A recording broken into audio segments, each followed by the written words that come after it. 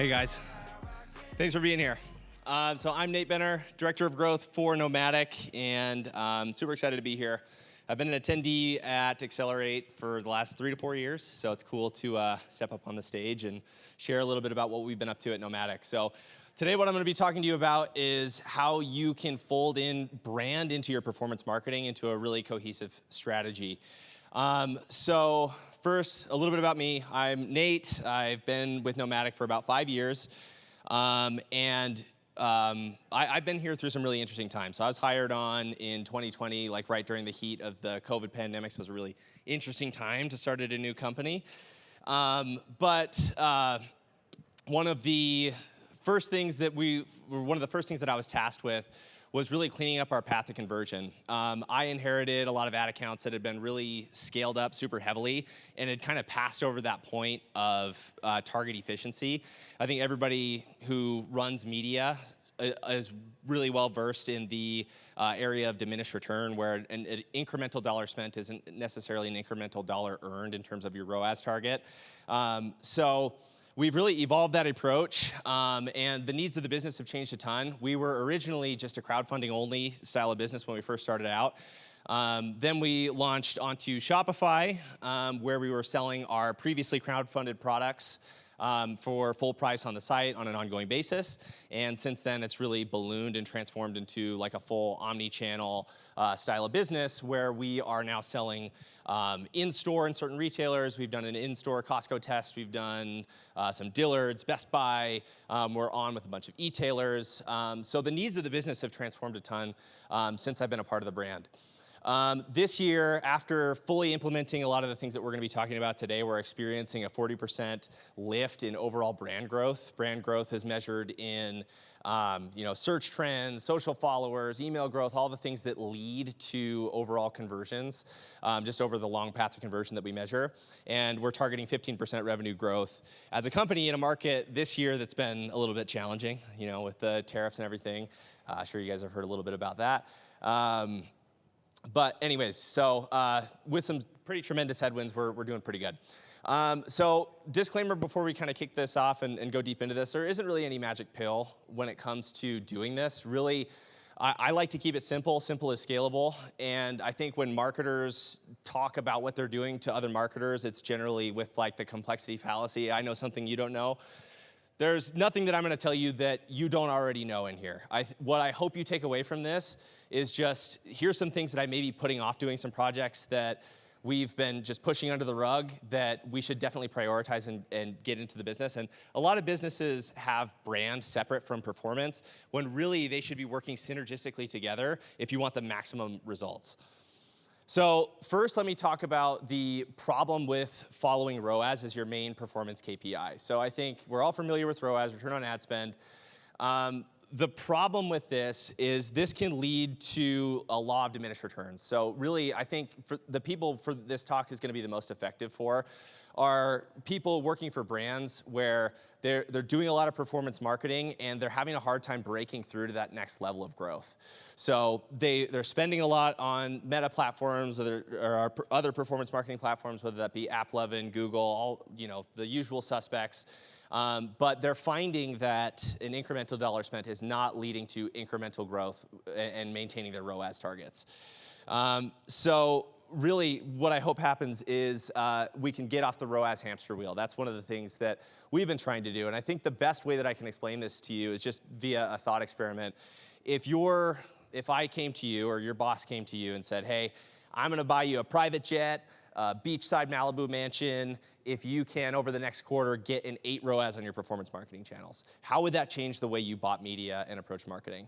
And I know answering that question for myself, it would be, okay, cool, I'm heavying up big time on branded search. We're going killer on retargeting. We're going for all the things that show that beautiful vanity metric that give us the warm and fuzzies. But I mean, I would get that 8 ROAS and I'd, look forward to moving into my new Malibu mansion. But the problem with that is revenues would go down and you would end up cannibalizing your business and your overall marketing funnel. So what we do at NOMATIC is we target our core audience with performance. Core audience is, who we know our customer to be. We're going to talk a little bit more about that in a little bit.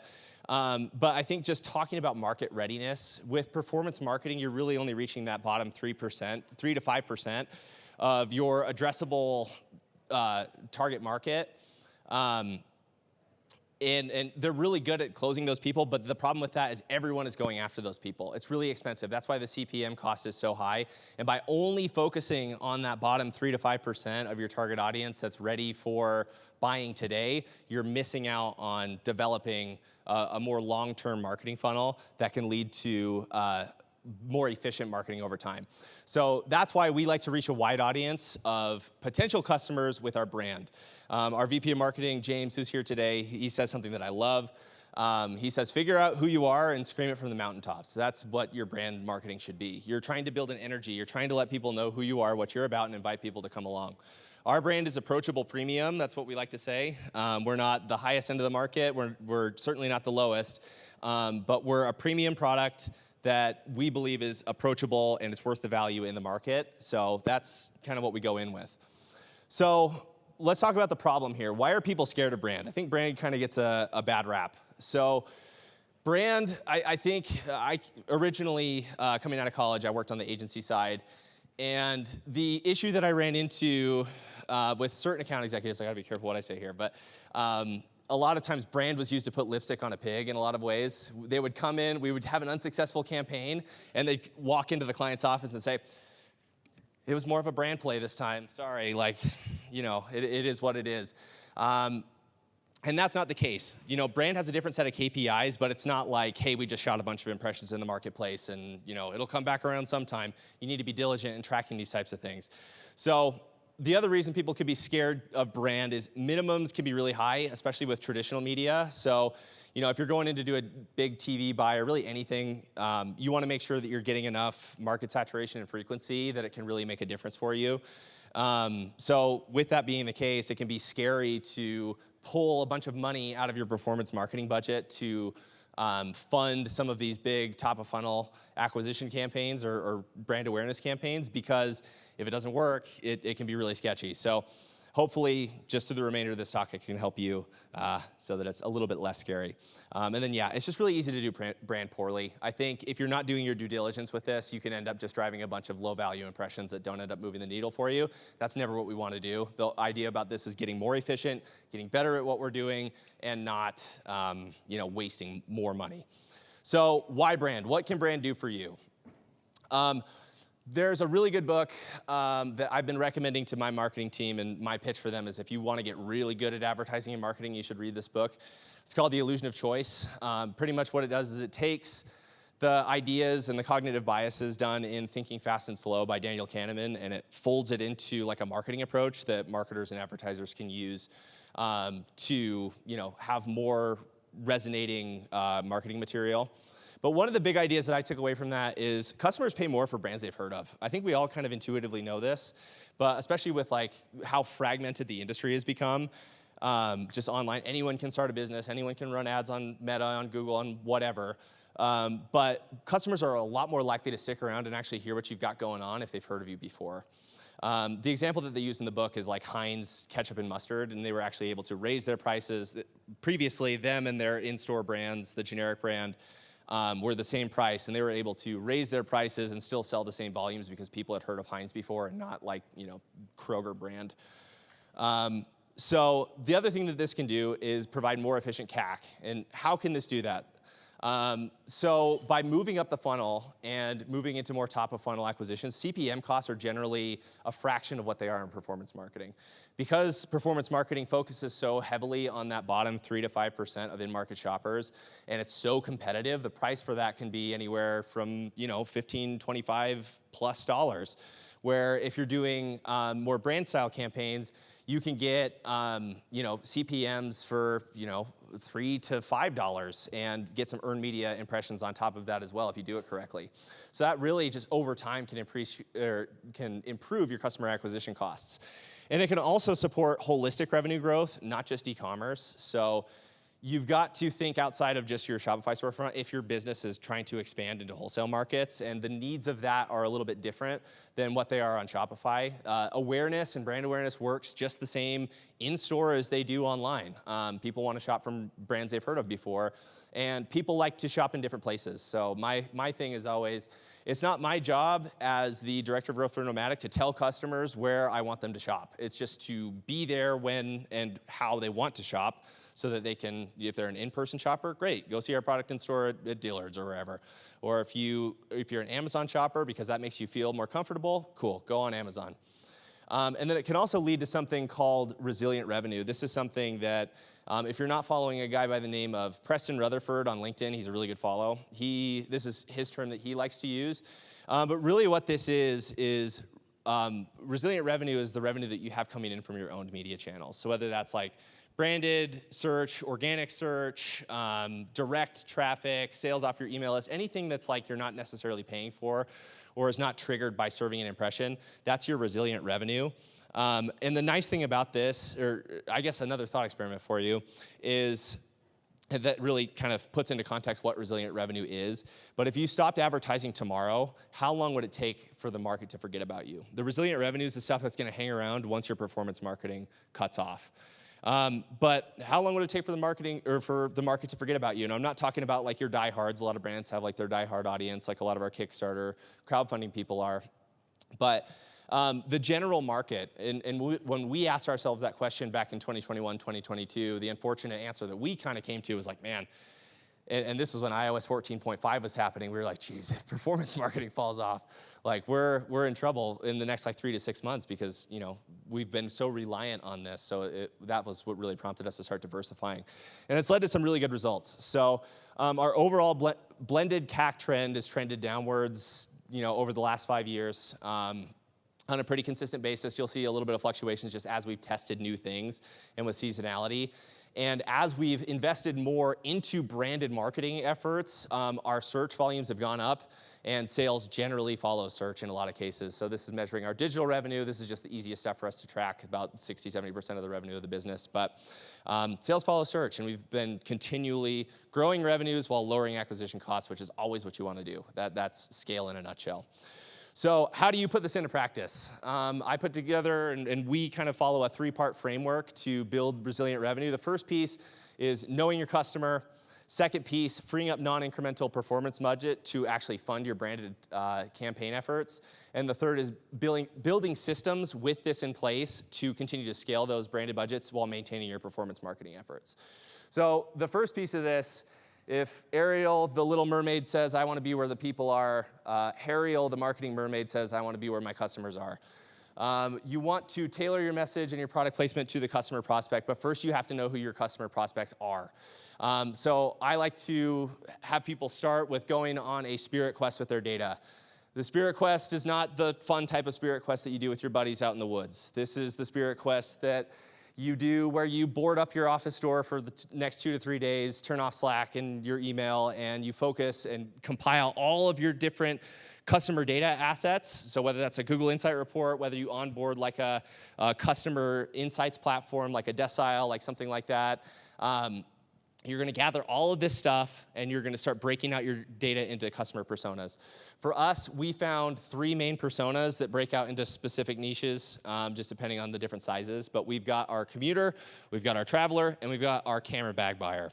Our commuter is somebody who's young, hungry, they're early in their career, 25 to 35, they're type A, they're a go-getter, they're looking for optimizations, they care about value, they almost never buy anything luxury, but they want something that's built to last that says, hey, I mean business. They're showing up to the office, they're setting their bag on the office table. This is something that's going to last a long time, it's going to perform well for them, and they love it. And this person then graduates into the traveler. This is somebody who's a little bit older, they've continued on their career trajectory, they have a higher household income now. They look at travel as a way of rewarding themselves and their family for a job well done. So this person, we've had some of our highest lifetime value customer prospects from graduating somebody from commuter into the traveler audience. They still care about the same things, it's just a different phase of life, and we have to approach it differently.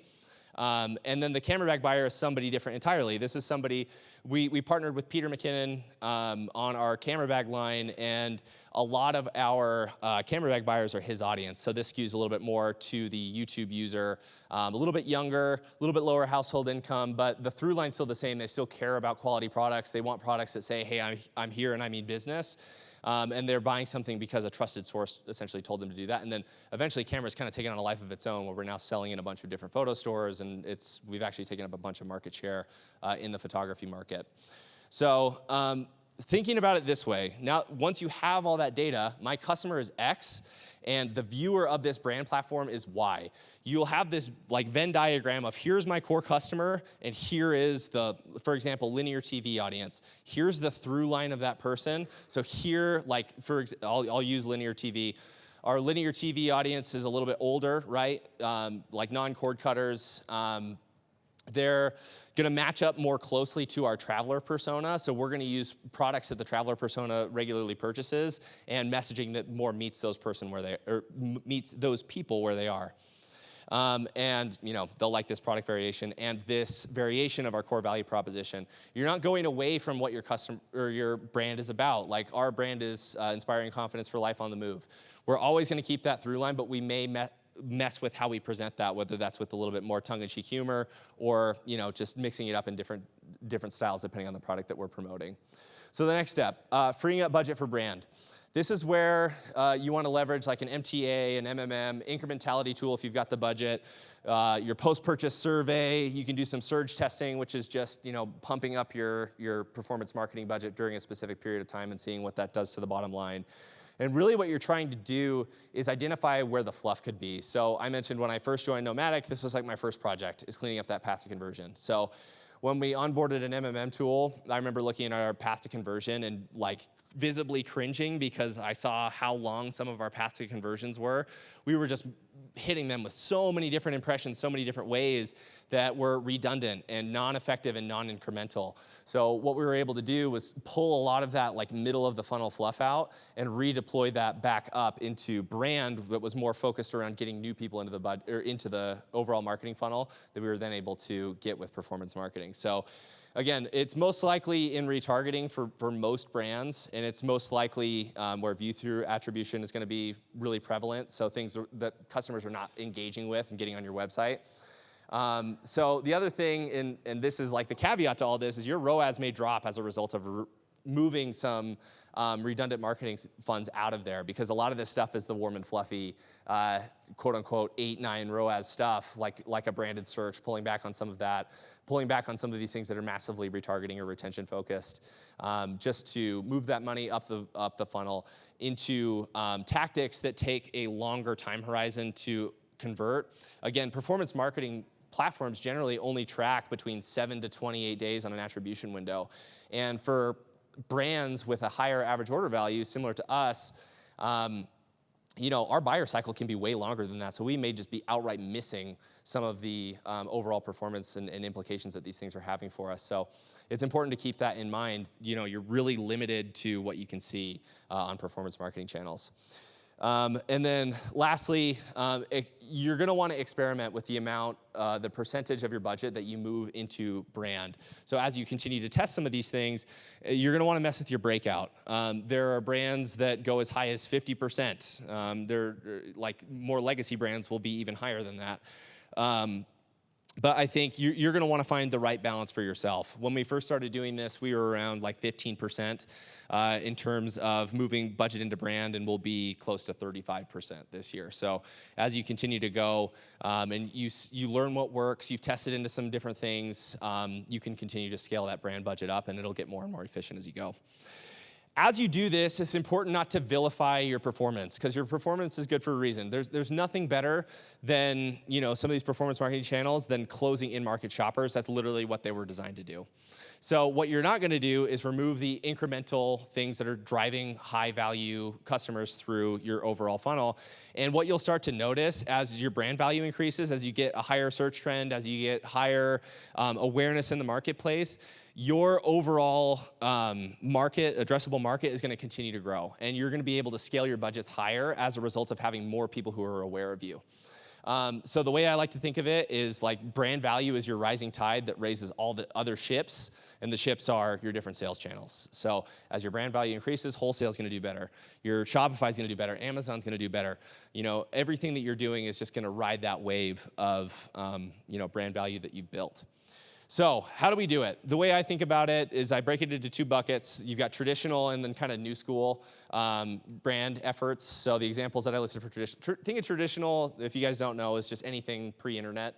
So you got your linear TV, you've got your billboards, you've got, you know, radio if you still do that. New school is really fun because I think this is the new wave of media that a lot of us are consuming on a day-to-day basis. Like podcast, I think, is a new school brand medium. Like an example of a brand that does this really well is just Athletic Greens. I remember there for a while, like you just could not get away from an Athletic Greens podcast ad. They were really the first brand that I noticed was doing a really great job at this. Influencer activations. I think influencer is a great brand building tactic. There are optimizations within performance marketing platforms that aren't just conversion focused. They're, you know, driving follower growth. We've actually been able to establish like a dollar value for what an Instagram follower or a YouTube subscriber is worth to us. And we can buy media accordingly with a different message that's different from our performance marketing in an effort to continue to grow those channels. Non-purchase conversion campaigns just mentioned, and organic social media. If you're not heavying up on organic social media, like, welcome to 2025. You got to get on that. It's free, well, mostly free. You're going to have some production costs associated with it, but man, if you're not really trying to leverage your organic social media, like that's the type of thing that you put yourself out there and you never know what might happen. The goal with these brand buys is not ROAS. You're not focused on what I'm going to make over the next 7 to 28 day conversion window. You're thinking about something even larger. You're thinking about the next half year to a year away. For us, I hear from customers all the time, and we call it rage buying. They'll come back from a trip, and they're like, my freaking luggage, my wheel fell off my luggage, and it ruined my trip. I was in the middle of my European vacation. I had to carry around my carry-on the whole time. And right then and there, they'll buy a NOMATIC luggage because they want something that's going to last. You want to be in the zeitgeist, in the customer's mind, so that they don't know they need you yet, but when they do, you're the one that they think of, and you're the one that they run to. So the ways that you can track this are branded search. I think this is a really, good way to just, your search trend should be on the way up if you're doing this correct. Social engagement, your social channels should be growing. That's in partnership with influencer activations, with organic social media. You should be seeing more social engagement and follower growth. And then organic and direct site visits. You're looking for that resilient revenue to continue to be growing as you do this, and you're relying less and less on your performance marketing budget. CPM over time should be like lowering as an average, but specifically for brand, like a lot of these are really low CPM. It's going to depend a lot on what you're doing. Podcasts can get expensive really quick, like especially Joe Rogan and like big podcasts like that. But it should be on average significantly lower than anything that you're doing with a performance budget. So moving over into the traditional media and how we've used that at NOMATIC. So a lot of this for us has been a mix of opportunity-based, so we get this in, or us like looking for things, like looking for different media channels that we want to produce. So an opportunity that came our way, our community manager Kyle is here. He did an amazing job with this one.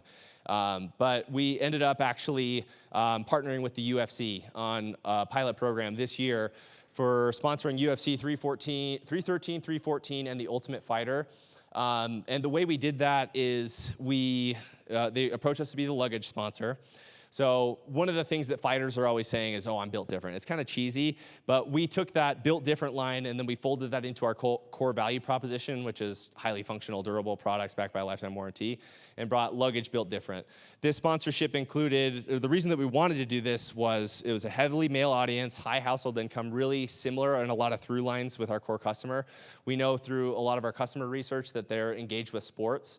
We tailored the message to appeal to the the high testosterone and the bravado of a UFC event, and then we really ramped this thing up. So we did like a cage side sponsorship. We were the official decision sponsor that was mentioned like 6 times during the broadcast. We were in a bunch of other places. We gave away like a $10,000 UFC trip experience to somebody and promoted it through our own socials and theirs. We were on email blasts. So it was a really omni-channel push that drove a ton more. Like, we really prospected the crap out of our luggage, and we saw some really strong sales with that after the conclusion of this campaign. So one of the other things that we did is, this was one of the first ones that we launched into, is we partnered with Tatari to do linear TV.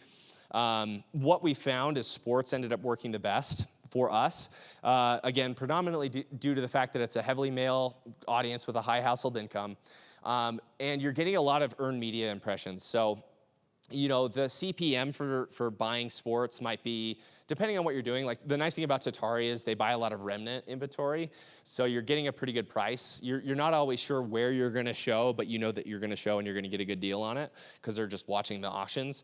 But the nice thing about sports and what this presented for us is you're gonna reach people who are in a group setting. A lot of people still gather to watch sports, and that's a lot of the reason why people still maintain their cable subscriptions. And one of the interesting things that we saw with this is just, we tailored our creative not to sell a specific product, but to welcome people into the brand with that approachable premium message, and just give them something that made them feel good and highly, and built that affinity about the brand.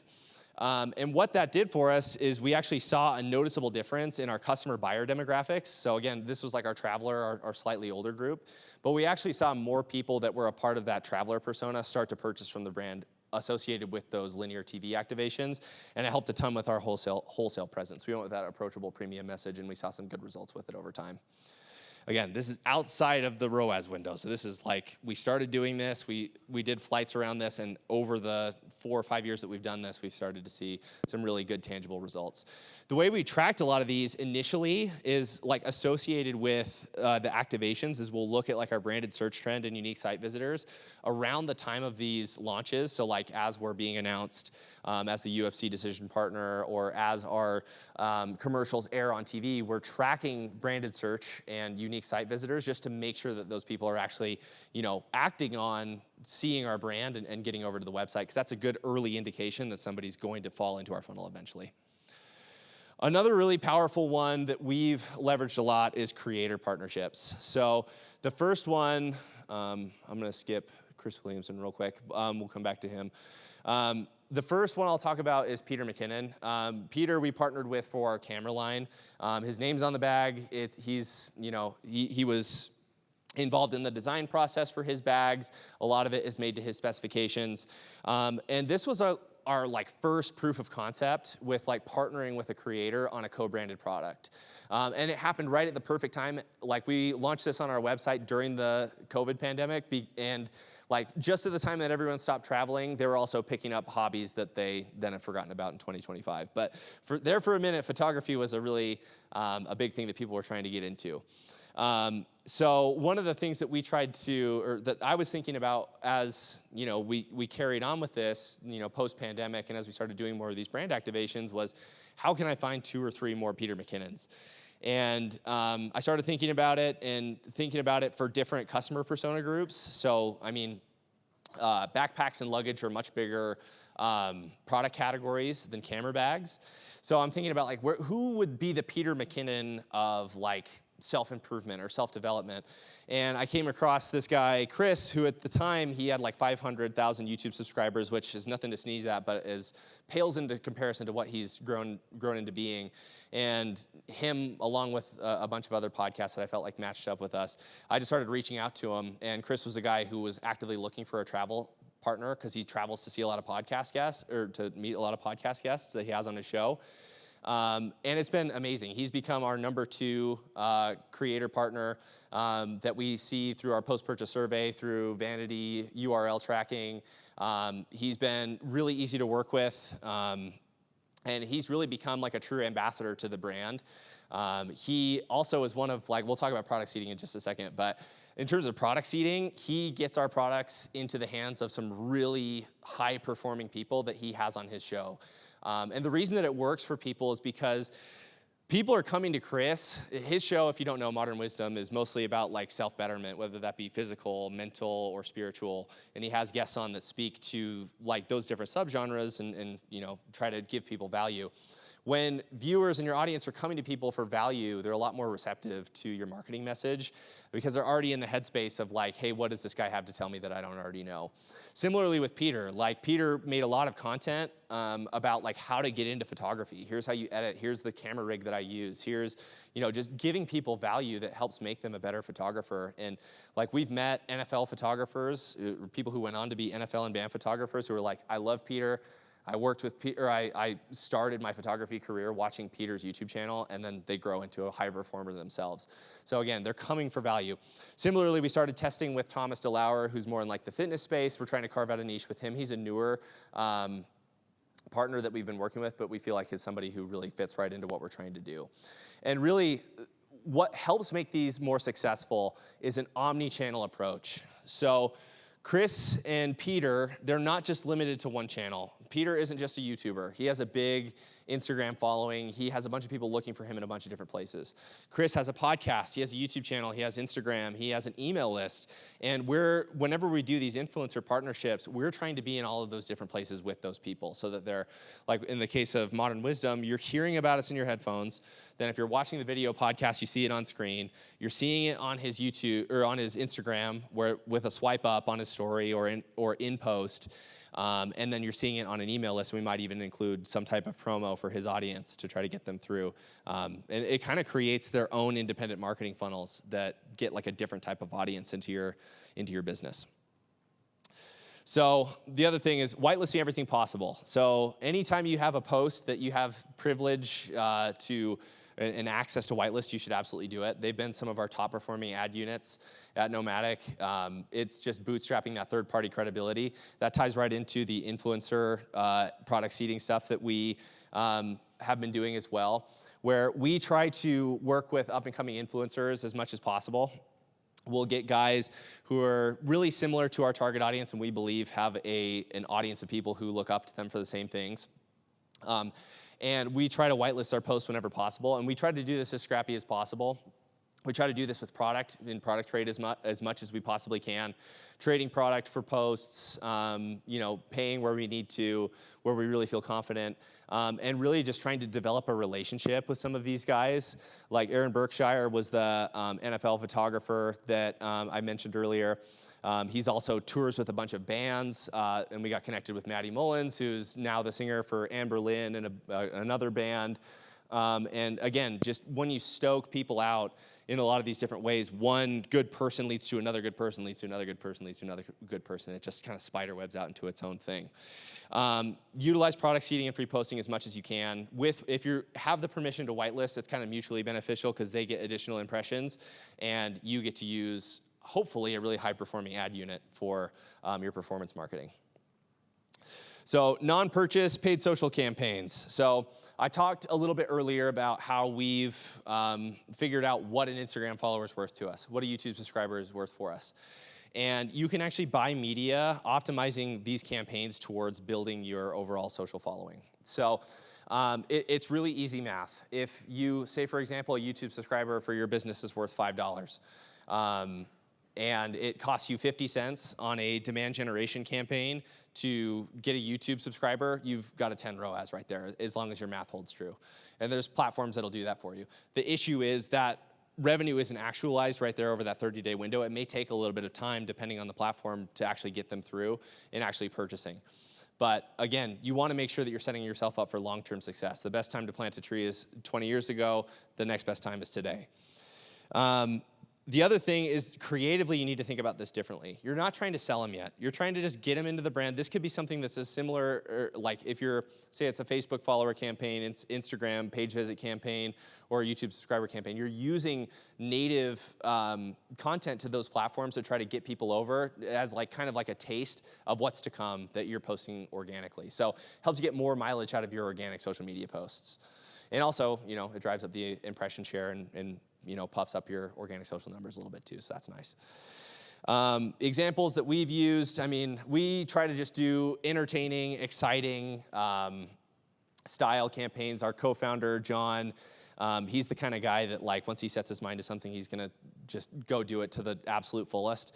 In the marketing world, I remember like we had people that would walk into our social media room and just be like, we need to do a viral video campaign. It's like, okay, how are you gonna do that? John's the kind of guy who actually, he's the only person I know who's actually successfully said that and done a viral video campaign.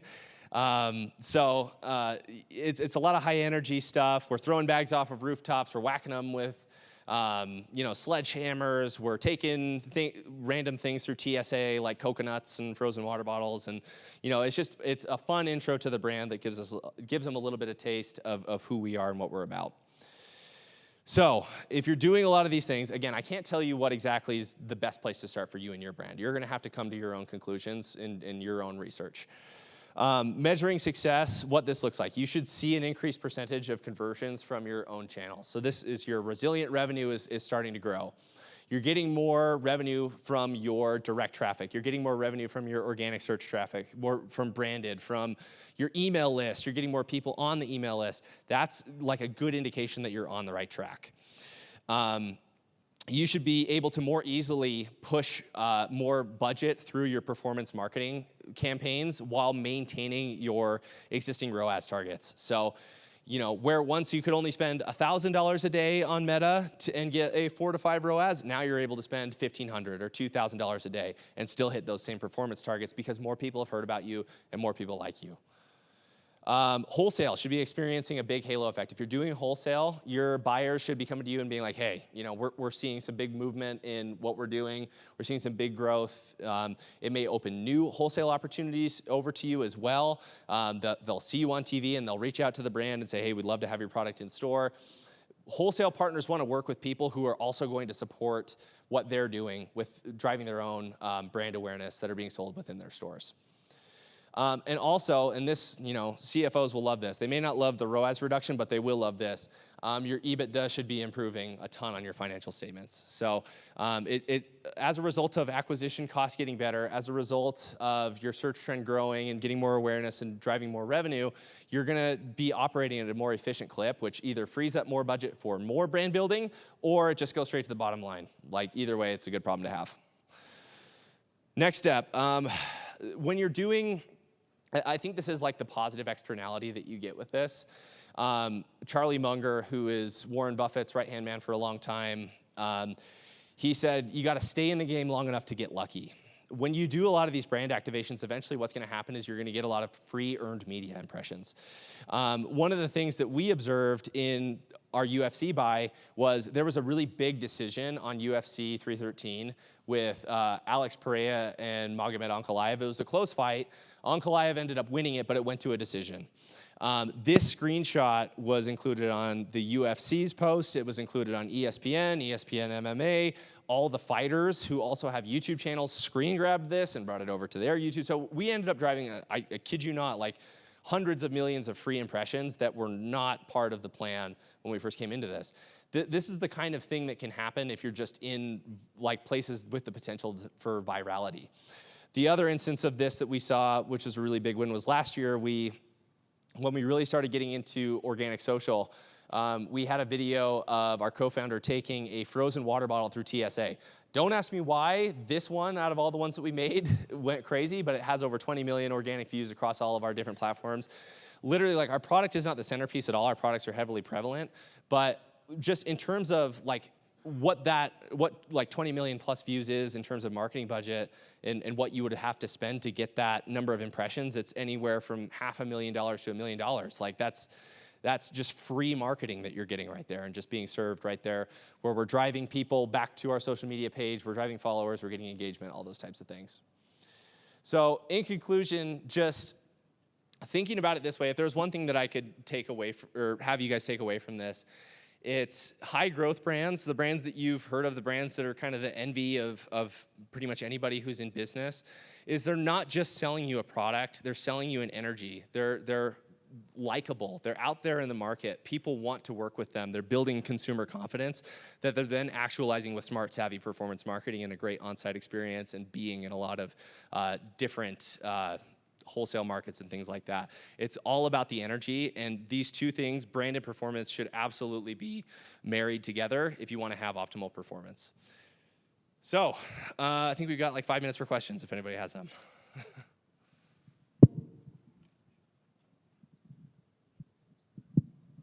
Hello.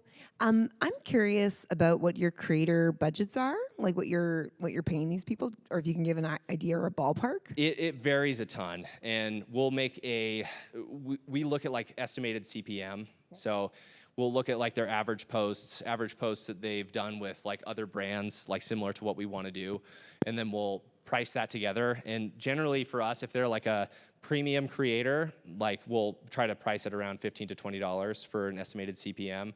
And we'll also sometimes try to give them like a performance target to hit. So if their video goes over a certain percentage, there's like an extra bonus that unlocks with that. So it can vary tremendously, but it's like a CPM target. Okay, great. Thanks.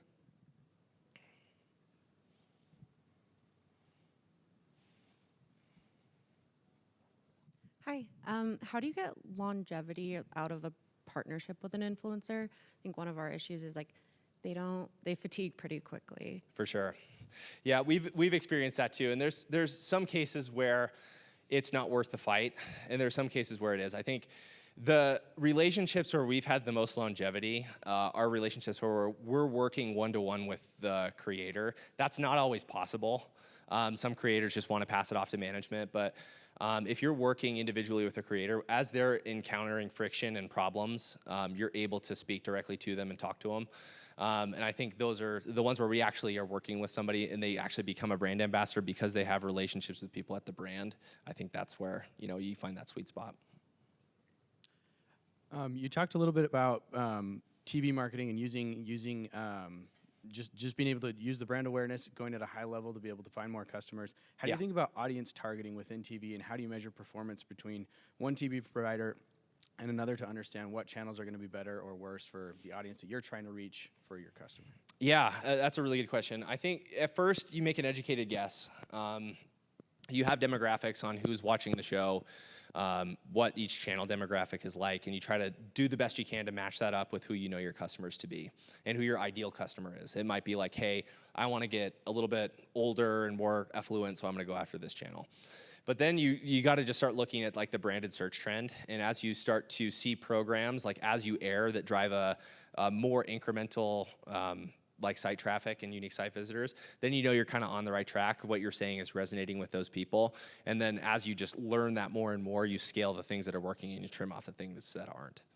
So it's all based on branded search. That's kind of the guiding light. We believe sales follow search in a lot of cases. People who are hearing about you for the first time, especially for our product, like our average buyer takes anywhere from 21 to over 30 days to buy for the first time. So I'm not expecting them, we're not like an impulse buy brand. So, we're trying to get them on the website and then into the fold for some of the other things. They might join the email list. They might, fall into a retargeting funnel later down the line. But really what you're trying to do is just get them to make that first step, and then you can take it from there, essentially. Thank you.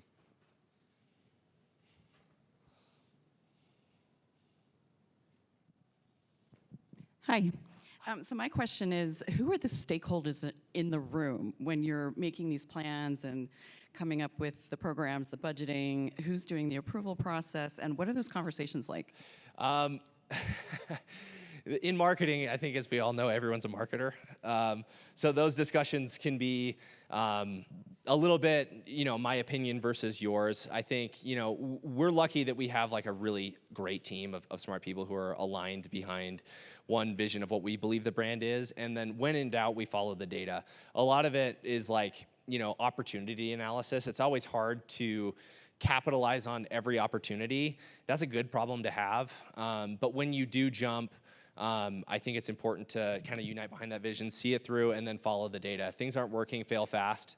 But if things are working, like, best idea wins, and the results will speak for themselves.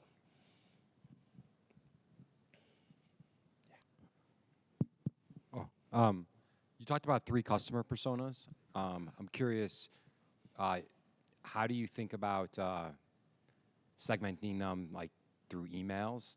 Are they all separate where like your commuters get certain emails and are recommended certain products to kind of increase their LTV?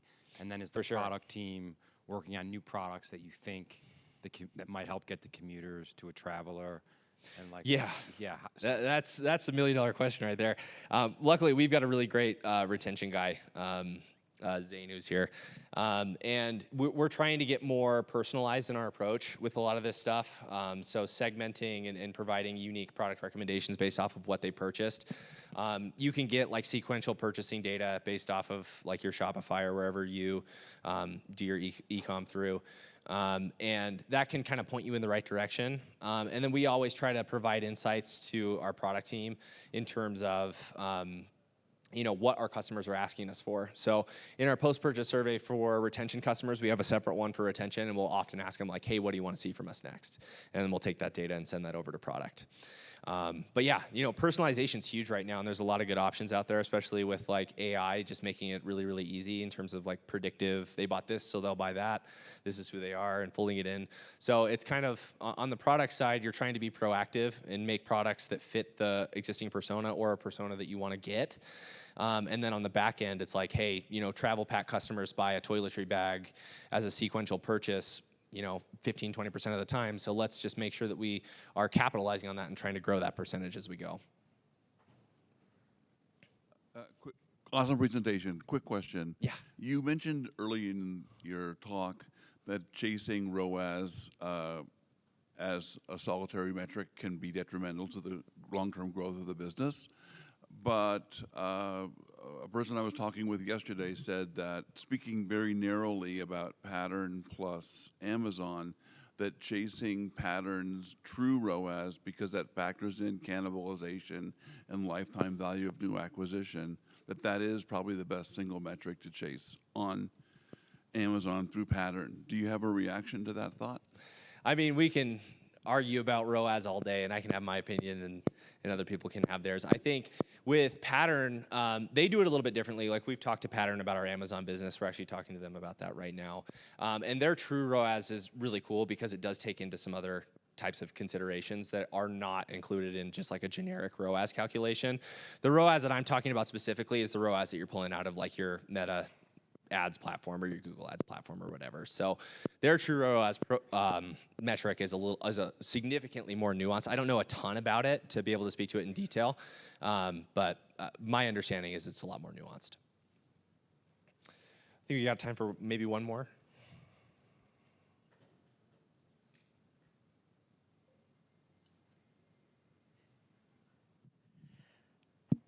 Nate, first, thanks for doing this. Very helpful. Question is, what kind of conversations are you guys having internally where some of the top of funnel campaigns can be over a longer period of time in terms of when to be patient versus like when to pull the plug on it and like maybe not burning cash?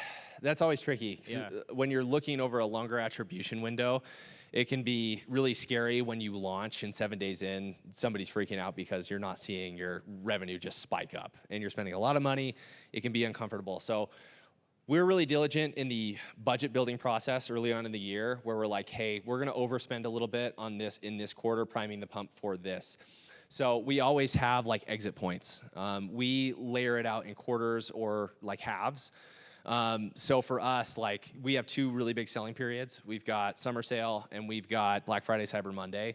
So we'll build in like brand and try to learn brand, like what's going to work from like a brand buying perspective earlier on in the year, and then look at like our full funnel flush through summer sale. And if we're trending up, then we'll analyze like in the data what worked or what didn't, and then we'll readjust our approach for brand buys later on in the year. So it's tricky to walk that line. I said earlier, you want to fail fast. That's easier said than done because you want to make sure that you're putting your best foot forward and you're not killing things too quick before they've had an opportunity to give fruit. So I think just going in with your eyes wide open and saying, hey, this is where we'll kill it if we're going to kill it, and that way you're not making an emotional decision. You're doing it based off of the data. Cool. Well, I think that's it, guys. Thank you. Thanks for being here.